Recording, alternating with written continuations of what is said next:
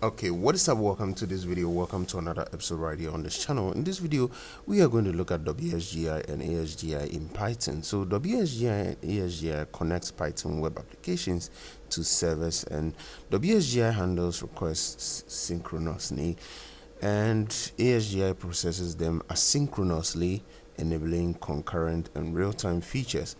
Traditional frameworks like Django and Flask use WSGI, which means they handle requests also synchronously, while newer ones like the Fast APIs and Starlet leverage ASGI capabilities, meaning that they also operate asynchronously.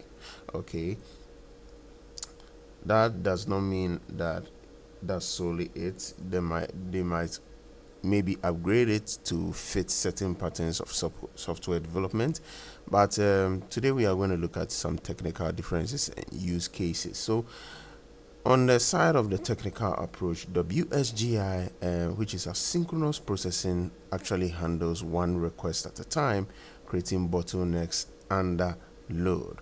But then asynchronous, which is ASGI processing with async/await, manages multiple concurrent requests without blocking, which boosts efficiency. So it's ideal for use cases such as for the WSGI, the traditional HTTP apps, CRUD websites, create, read, update, and delete websites, and simple APIs. That's for the WSGIs. But then the ASGIs has to for the use cases we have WebSockets, HTTP /2, and then real-time applications, high concurrency services.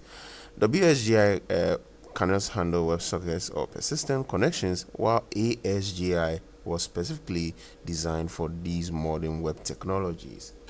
That's it for this video. Thank you for watching. Don't forget to move to the next video and also subscribe. If you don't understand anything, do what to post in the comments and we will assist you.